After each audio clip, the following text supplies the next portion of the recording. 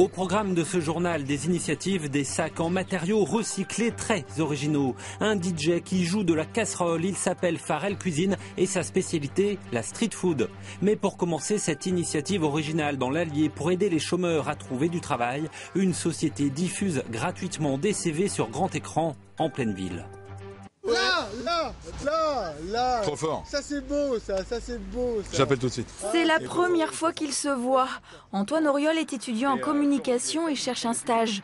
Il a déposé son CV la semaine dernière chez Visiopub et ça y est, ce CV est visible sur les 4 panneaux publicitaires de la société. On est route de Lyon, et route de Lyon c'est quand même un petit peu l'artère de Moulins. Et donc sur ce panneau publicitaire, c'est vrai que de me voir en grand, ça fait bizarre. Autant faire ça parce que voilà, ça augmentera ma visibilité et ça me permettra d'avoir de nouveaux contacts. Des personnes que j'ai sûrement contactées mais qui n'ont pas forcément fait attention à mon CV. Visiopub est une toute jeune société basée à Yzeure. 2 amis qui se sont associés. 2 chefs d'entreprise qui savent ce que c'est que de galérer. Patron, mais altruiste. On a tous des enfants, on a tous une charge d'épaule dans les années qui viennent. On protège tous l'environnement. Voilà, on a tous une charge, tous autant qu'on est, de dire voilà, on fait pour que l'avenir soit plus serein pour nos enfants. Ces spots de 6 secondes seront diffusés près de 1500 fois chaque jour, entre 6h et 23h, le long de routes très fréquentées. Il suffit de nous envoyer le CV via notre site internet et nous on le met en ligne, tout simplement. Après les entreprises nous contactent et on fait une interaction entre les entreprises et la personne qui recherche un emploi. Visiopub a déjà reçu une trentaine de CV. Ils apparaîtront dès la semaine prochaine sur les écrans de Moulins, Vichy ou Gerzat. Quand un DJ d'Orléans lâche ses platines pour une batterie de casseroles, ça donne Pharrell Cuisine, de la street food dans tous ses états et une notoriété qui grandit pour ce blogueur culinaire du Loiret. Voici François, dit Pharrell. Cet ancien DJ orléanais s'est produit sur des scènes dans le monde entier. Aujourd'hui, il s'adresse aux gourmands du monde entier, via des recettes de cuisine postées sur Internet.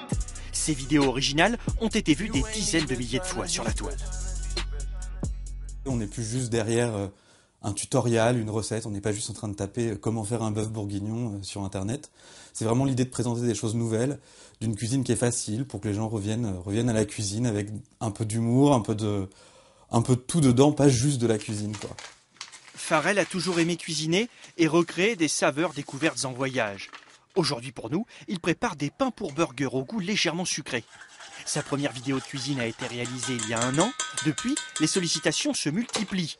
Son dada, la street food, nourriture simple et que l'on trouve partout aux États-Unis, mais souvent décriée en France.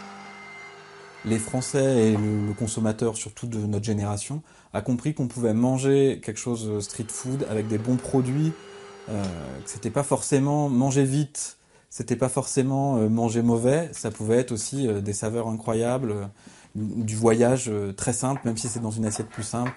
Désormais, Pharrell produit ses vidéos en studio. Les moyens ont évolué depuis les débuts, mais l'envie de partager ses recettes est toujours là.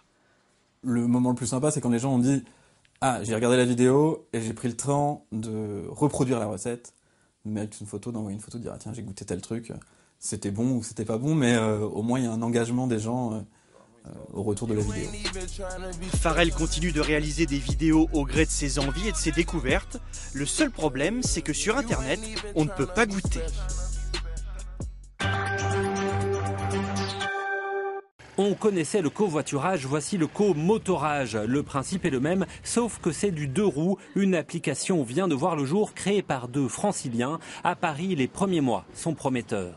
Moi je suis pas motard donc j'ai aucun moyen de me garer et puis rouler à Paris c'est juste devenu insupportable. Et puis c'est surtout beaucoup plus confortable que de prendre le métro. Des non-professionnels qui transportent des clients en ville, l'application pourrait s'apparenter à Uber Pop, désormais interdite. Mais les fondateurs précisent que le service peut rester gratuit, c'est le chauffeur qui décide. Une nouvelle communauté de motards est en train de voir le jour.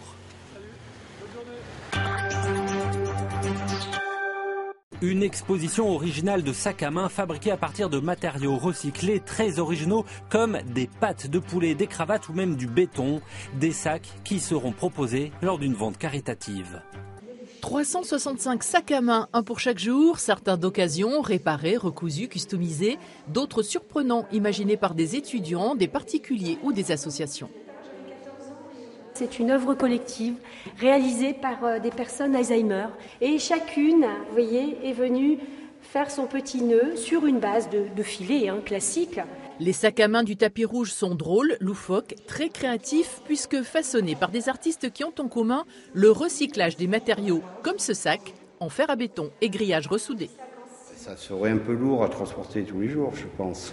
C'est plutôt, ça pourrait servir de porte de revue ou pour une cheminée, pour mettre du bois ou autre chose.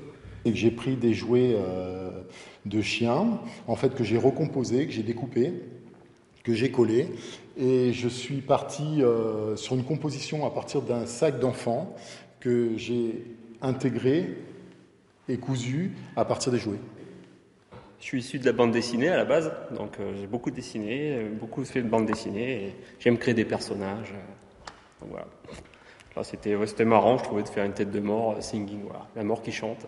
Cet objet typiquement féminin, quasi porté au quotidien et qui recèle souvent des trésors intimes, se décline dans cette expo-vente sous toutes ses coutures, des plus inventives aux plus délicates. Je suis une passionnée de cravates et alors voilà, généralement elles sont en soie. Là, c'est le cas, ou en laine. Et je me suis amusée à découdre l'envers des cravates, qui sont les petites marques, pour customiser le sac. En paquet de café, en chambre à air, les surprises se succèdent. L'affaire est dans le sac. Une partie des ventes sera reversée à l'œuvre de l'UNESCO.